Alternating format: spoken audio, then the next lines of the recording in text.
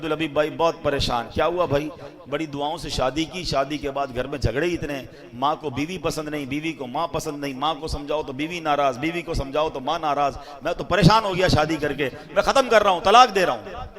تو میں نارملی نوجوانوں کو جو سمجھاتا ہوں آج لائیو سمجھا دیتا ہوں، شاید کسی کا گھر بچ جائے، کہ یاد رکھو شادی کے پہلے 4-5 سال ہمیشہ مشکل ہوتے ہیں.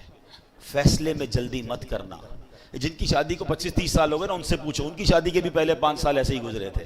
سب کے گھر میں لڑائی جھگڑے چھوٹے موٹے شروع میں ہوتے ہی ہیں. اس کی وجہ ہے ایک نیا مہمان گھر میں آیا ہے جناب، وہ سب کو سمجھ نہیں آ رہا ہے، اس کا مزاج الگ ہے، گھر والوں کا مزاج الگ ہے، تھوڑا ٹائم لگتا ہے ایک دوسرے کے مزاج سمجھنے میں.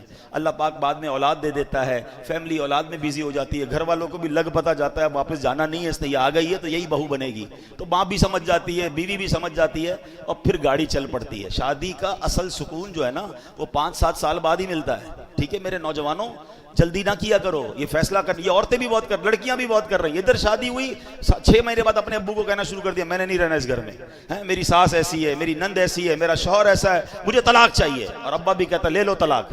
اللہ کے بندوں، طلاق کے بعد عورت ہی پھنستی ہے.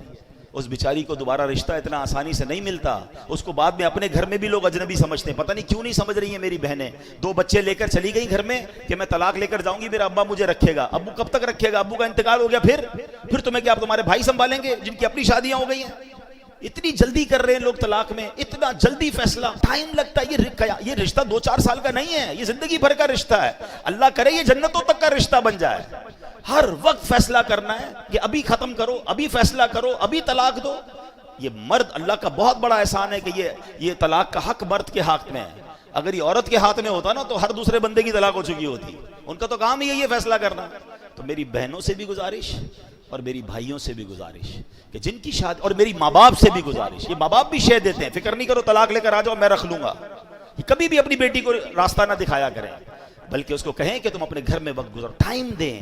کچھ وقت لگتا ہے، اللہ کی رحمت سے انڈرسٹینڈنگ بھی ہو جائے گی اور اگلی زندگی بڑی خوشگوار اور پیار والی گزرے گی. اور مجھے آ کر کہا کئی لوگوں نے کہ آپ نے مشورہ دیا، میں تو طلاق کا فیصلہ کر چکا تھا، مگر اب الحمدللہ کچھ عرصے بعد میری فیملی میں سب میں انڈرسٹینڈنگ ہو گئی، میں بہت خوشی والی لائف گزار رہا ہوں. یہ قرآن کہتا ہے کہ تمہارے لیے ہو سکتا ہے کوئی اور بھلائی رکھی ہو.